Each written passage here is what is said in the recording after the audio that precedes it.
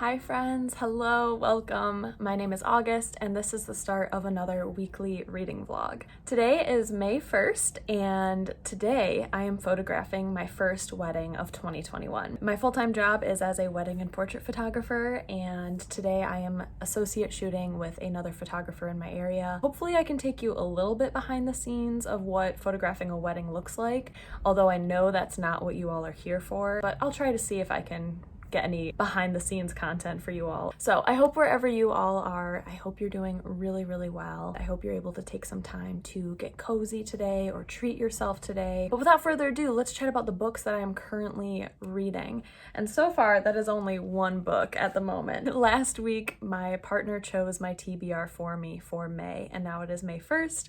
I'm starting to dig into the books that he picked out for me, and this was actually a book that he picked off of his own shelf, which I was not anticipating him doing, but I am so beyond happy that he did, because holy shit, this book is incredible. It's amazing.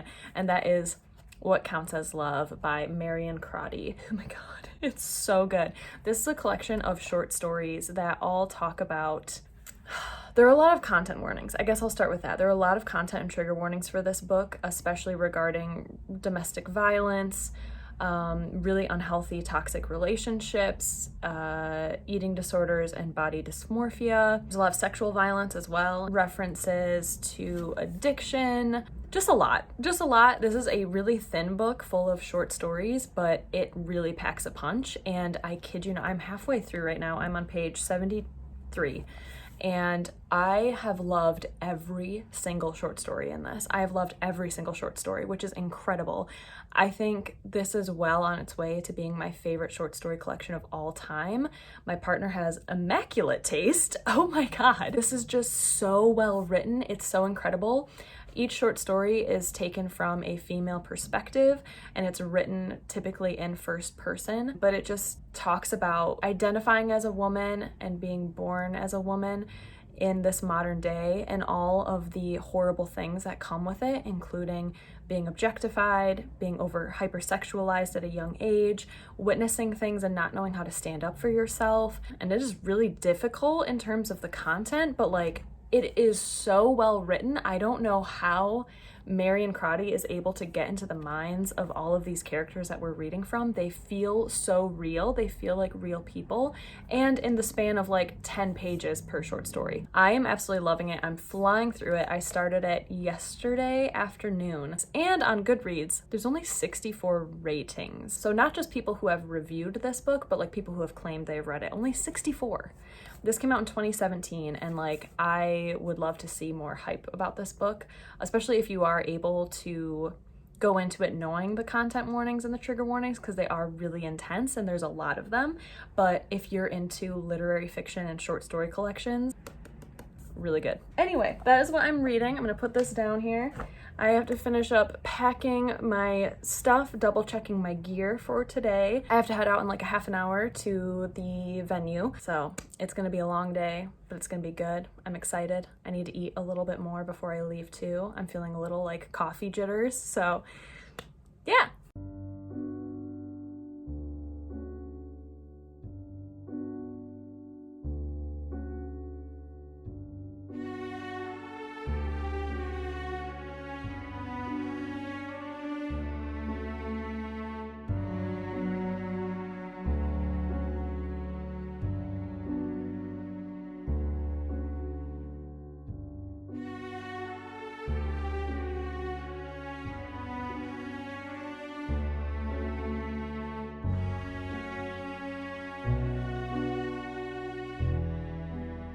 Alright, I am back home. It is much later in the night now. I think it's like 10:30 maybe.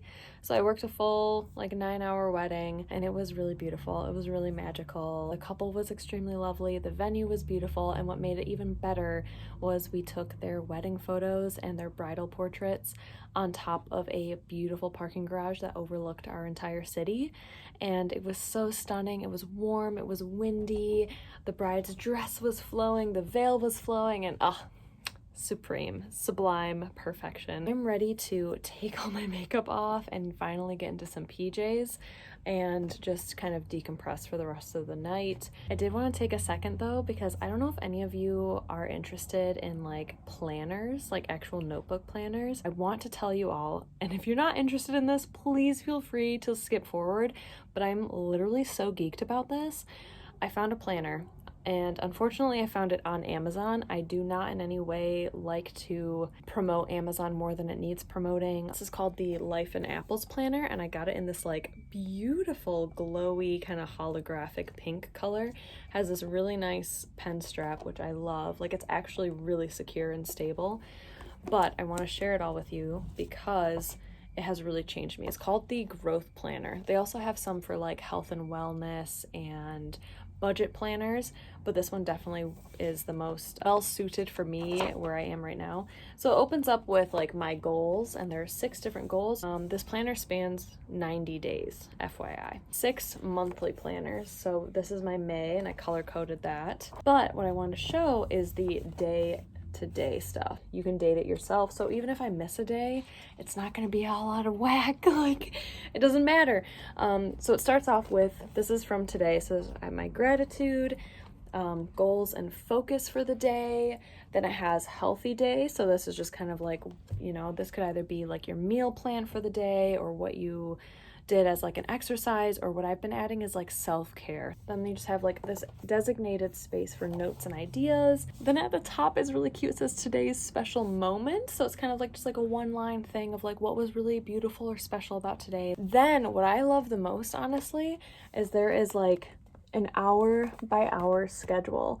So it starts from 7 a.m. until 8 p.m. and I added a 9 p.m. because that's when I was done working tonight. Then in this corner here, we have top priority. So like, what is the most important thing I need to get done today, that needs to get done no matter what.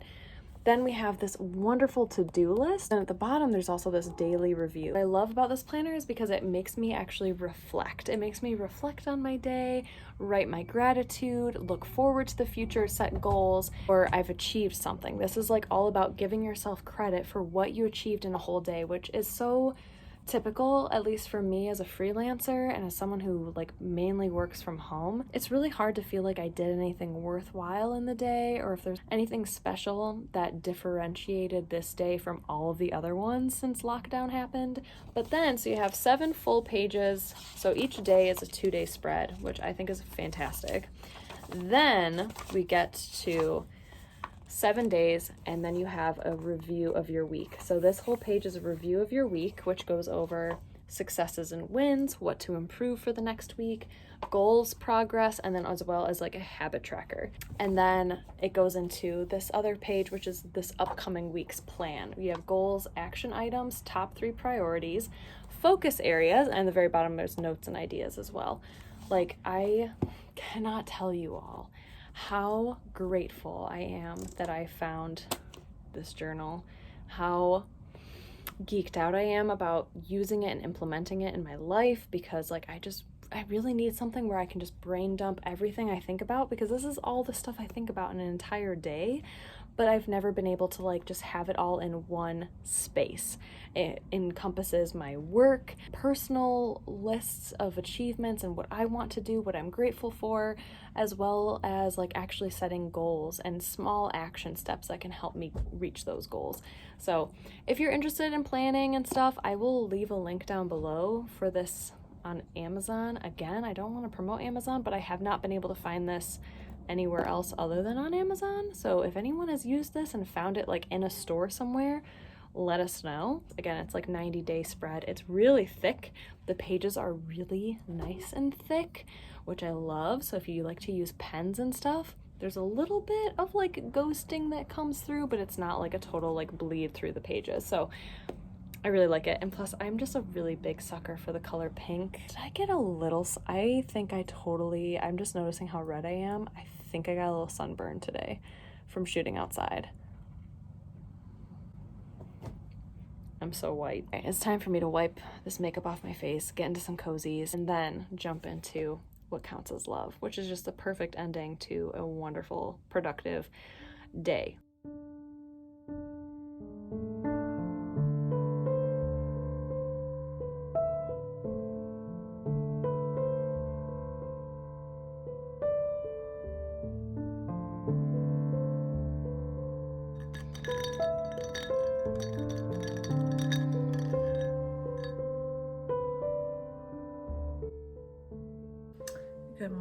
friends. I am finishing up the remnants of my iced coffee. Gonna make myself another one very soon here, but I only have 2 stories left in What Counts as Love, and the one that I just finished, okay, so good. I cannot express how much I'm loving this short story collection. Like, hot damn, it's incredible. But this story in particular that I just finished called A New Life, and I wanted to share a little passage in here just because it really hit me. But for some context, in this short story, A New Life, we're following this young woman named Rebecca, and she is married to this guy named Nathan. They had a child together, an infant, and the infant unexpectedly passed away. And Rebecca is like very certain that Nathan is going to leave her because after the baby died, like, she was just lost in this grief and just thought he was gonna leave. But it turned out that Nathan actually got a job promotion in Abu Dhabi. So they moved to Abu Dhabi. When they get there, you know, she's alone most of the time because Nathan went there for work. So he's working all the time. He's hanging out with his coworkers after work, and she is just struggling to find a way to fit in. And she is very hyper aware of when she leaves that she's an outsider, and especially that she's a woman on her own.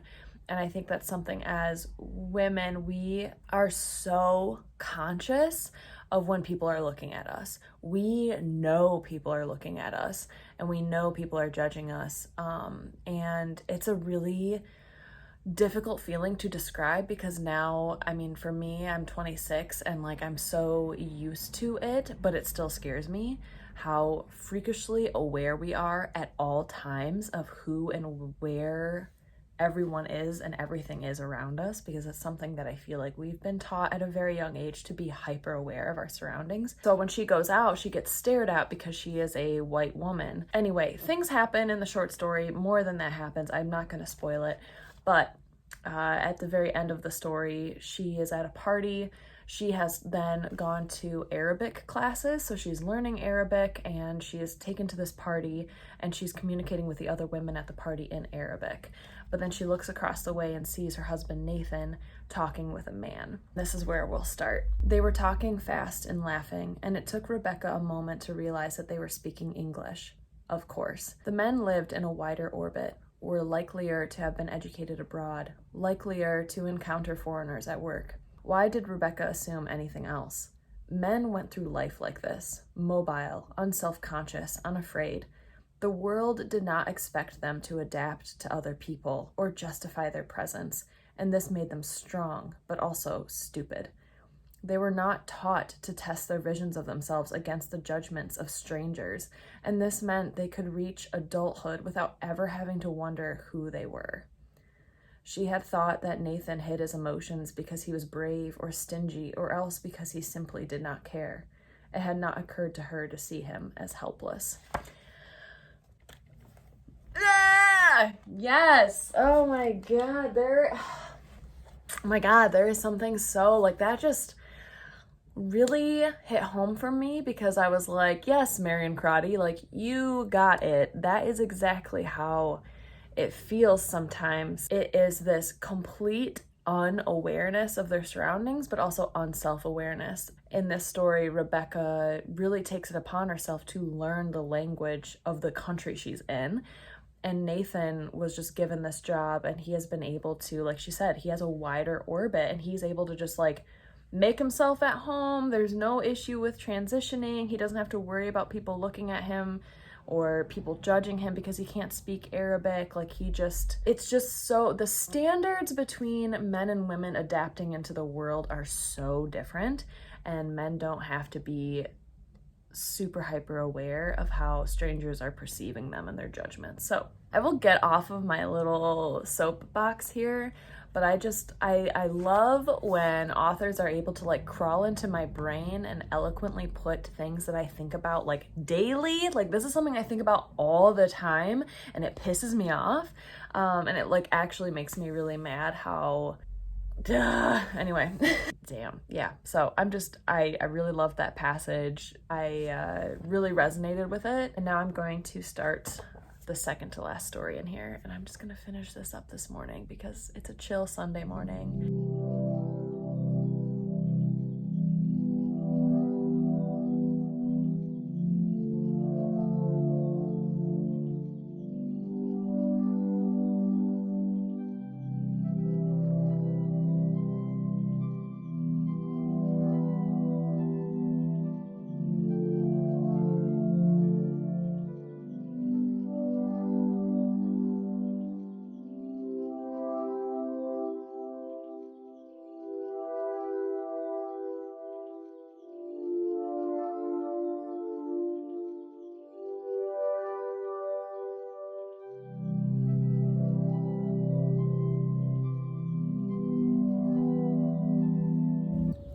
Friends, this is like actual bliss right now.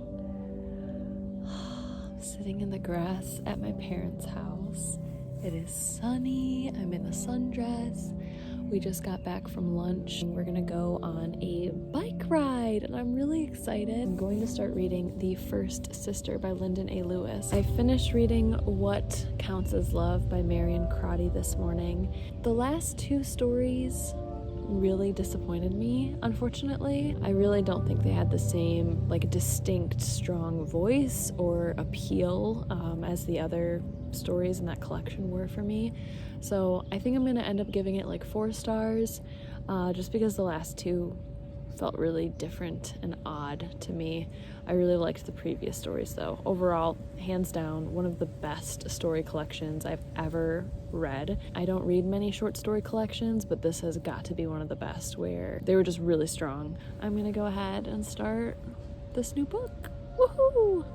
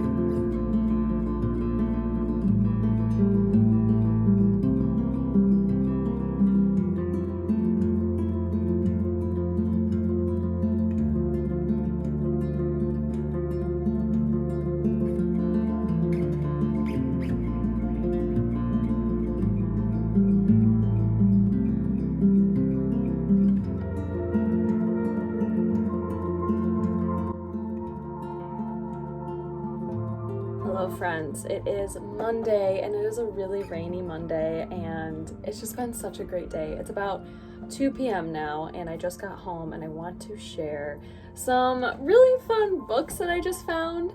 So this morning my mom and I had breakfast. So typically on Monday mornings we go for a pretty long walk, but today it's been raining, so we were like, let's just go get breakfast instead. So we had this really wonderful breakfast. It was like really warm and hearty and cozy, and right next to the breakfast place is a thrift store.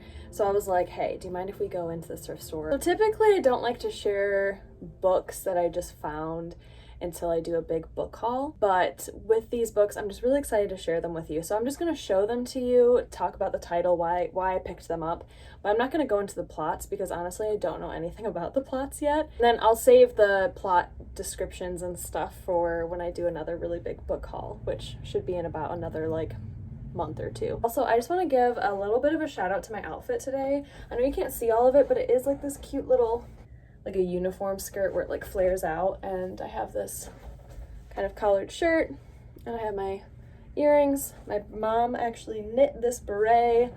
The shirt is thrifted and this is her old skirt as well. So I just felt really cute today, and yes, it's important to feel cute, you know what I mean? Like, it's so underrated. So let's start with the book. So the first book that I found at the first thrift store was The Night Sister by Jennifer McMahon. I read her book, The Winter People, maybe December 2019 or January 2020, like somewhere in that winter time, and I really enjoyed it. Since then, I've definitely been really interested and curious to read more by her. She writes a lot of thrillers, deals a lot with like relationships, but it feels a lot like paranormal horror, but also mixed with a little bit of psychological thriller. So I'm really excited to read The Night Sister. One of my friends actually recommended this author to me because I described in one of my videos on here that I have a weird fascination with like Maine, the state of Maine. I have never been. I've always wanted to go though. Like I don't know, there's something about it that just seems really like romantic to me, and I have like a weird interest in Maine. So my friend recommended me this author and specifically this book because it takes place in Maine, and that is Olive Kitteridge by Elizabeth Strout. I didn't know this until I picked it up. I didn't know it won the Pulitzer Prize, so that's really cool. I'm really excited to read this. It seems like a really good fall book. If you've read it, let me know if it is a good fall book to read. I'm really looking forward to this one. This next book is so exciting to me because I have read this book. I actually originally found it as a hardcover copy at Dollar Tree. I really enjoyed it, but then I donated my copy. But I found a paperback version at Goodwill for 99 cents, and that is The Devourers by Indra Das. Oh my gosh, look at that beautiful cover. So this is, I actually talked about this in my video, the last video I wore a beret in, which was the only other video I've worn a beret in. What are the coincidences of that? That feels a little weird. But it was my love story recommendation video, not romances. And this is definitely one of those. This is an awesome fantasy, really dark fantasy, horror, literary fiction. I'm not even sure how to classify this, but it takes place in India in like the 15th century and the 18th century. It kind of bounces between the two, I think. I'm so excited to have a copy back, and I'm so excited that it is paperback as well. I love paperback, so this is a really good find. Okay, this next book, I honestly didn't even look at what the plot was just because I was just really intrigued by, obviously, the author, who's really famous. I have some of her work, and the cover was just really stunning, and that is The Accursed by Joyce Carol Oates. I love this cover, and this is a chunky paperback. You all should know if you've been here for a while, I have a thing for really chunky paperbacks. Like, there is something so delicious about it. Like the feeling of it makes me happy, the weight of it makes me happy. Like, there's just something specific about chunky paperbacks that just like makes me like uncomfortably excited, you know? I'm really excited for this one. I'm guessing it kind of is like a horror, psychological horror. I don't know. I'm not even gonna guess, but this was just a really good find, so I'm really excited about this one. The last book that I found, I am looking forward to reading this one so much. I have never heard of it before. I've never seen it anywhere. It's called Mangoes, Bananas, and Coconuts, A Cuban Love Story by Hamilce Novas. This is a really thin paperback. I'm so excited to read this one. So those are the lovely books that I found on a whim today.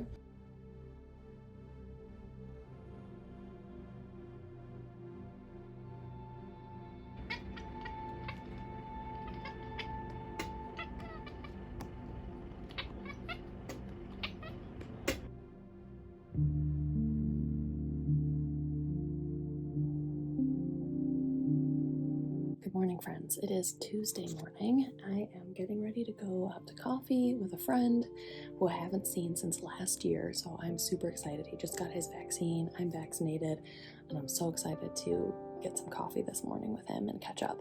So I thought, while I get ready and put my makeup on, I would talk to you all about what I'm actually reading. So I had finished What Counts as Love. I've been all over the place. I started reading The First Sister by Linden and I just wasn't connecting with it, and I know I will connect with it. Like, it's gonna be so much fun to read. I put a pause on that. Also, I am not walking you all through my makeup routine. It is literally I still use freaking drugstore makeup, but it works for me. I have really sensitive skin, and once I found what works for me and doesn't make me like break out in hives or acne, I'm sticking to it. But if you all are curious at all, I use vegan and cruelty-free products, so ELF. And when I need more coverage than this, because I really don't care right now. Hi, Winston. Good morning. Did you just wake up? Hi.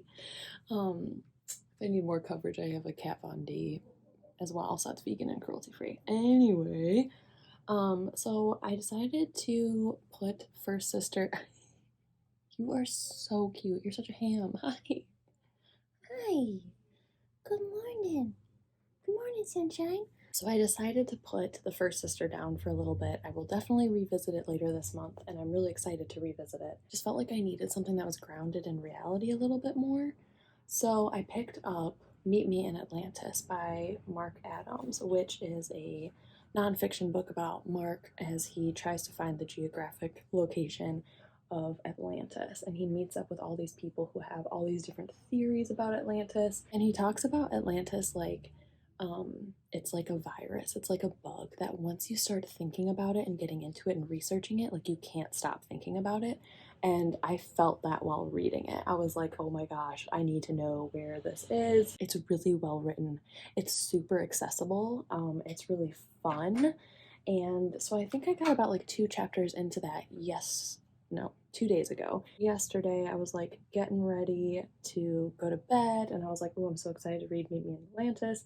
Couldn't find my book anywhere, and I was like, shit, where did I put it? And I left it in my car. I did park super far away yesterday from my apartment because the parking lot was really full, and then it started raining. And I was like, there is no way in hell I'm going out to my car in the complete dark, super far away from my apartment in the rain to just get a book. So I was like, you know what, whatever. I'll start something else. And hi, you're so curious this morning. Hi. I was like, whatever, I'll just start something else and I'm sure I'll still enjoy it. And I do, and I am. And I picked up Mangoes, Bananas, and Coconuts by Hamilce Novas, which is the book that I thrifted yesterday. It is pretty small. Before going into it, I did look up on Goodreads, and this has such low ratings, and it makes me nervous going into it because it does talk about how a lot of reviewers were saying it's really disgusting because it has really awful sexual violence scenes, and incest, cannibalism, and all this stuff. So I was like, whoa, what? In this tiny thing that looks really beautiful and tropical, I need to look into this a little bit more. But apparently it's actually satire.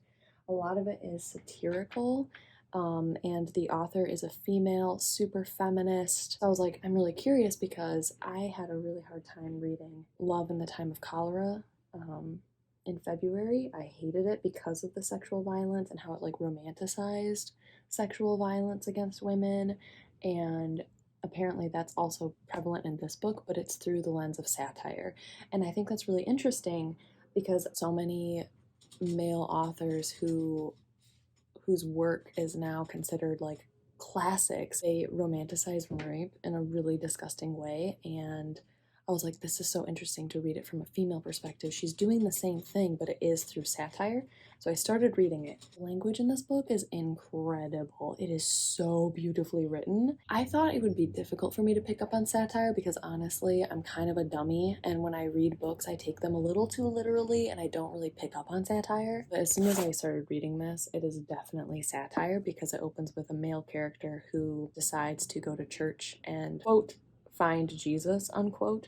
And as soon as he does and accepts Jesus into his heart, he instantly becomes attractive, but it's through like magical realism where all of a sudden he wakes up and his teeth are straight and white and his hair is really thick and his skin is like glowing and he's just like significantly more handsome overnight.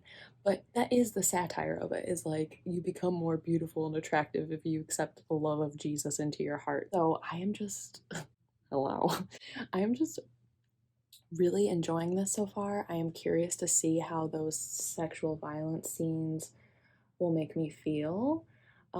Because quite honestly, I can't take myself seriously when I'm doing this. Because honestly, like, I hate reading sexual violence scenes. Like, it's so uncomfy. I don't appreciate it. I don't like it. I don't have a good time. But I am very, I guess biased is a good word when it comes to female authors. I like female authors much more, and I feel much more comfortable reading their books rather than reading from male perspective where this is something that they could potentially like fantasize about or really think is romantic, versus a woman who's like, let's talk about this and talk about how gross it is that it is romanticized, and books like Lolita and Love in the Time of Cholera are considered classics. Why? They're gross. So I am really curious to dig into this more, and the writing is just stunning. It's so beautiful. I'm really enjoying both books though. I think I only got like maybe 12 pages into this last night before I fell asleep, but I'm really enjoying it and I want to keep reading it today. So that is what I'm going to be doing. But alas, I think that's my look today. Simple. I'm going to go ahead and get dressed and hit the road, right? Yes, we're going to go have coffee. Yeah.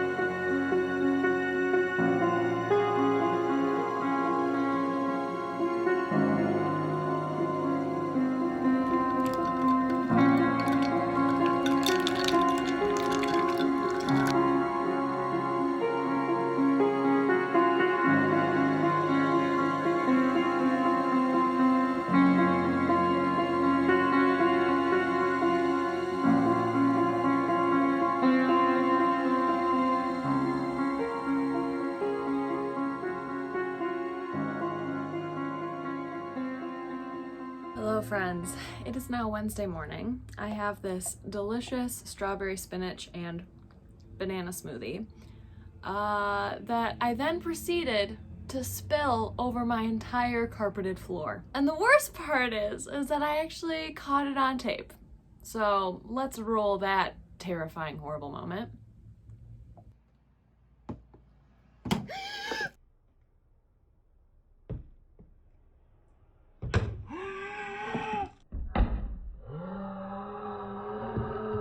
Like, no matter how much you want the aesthetic of putting a nice smoothie in front of your plants, just don't. I am here because this morning I finished reading Mangoes, Bananas, and Coconuts by Hamilce Novas. I really liked this book. This book is not for everyone. Let's say it together. This book is not for everyone, and I am super well aware of that, and I want people to know that just because I am saying I enjoyed it does not mean that I would recommend it. You know what I'm saying? This was such a unique, interesting, thought-provoking, beautifully frickin' written book. Oh my god.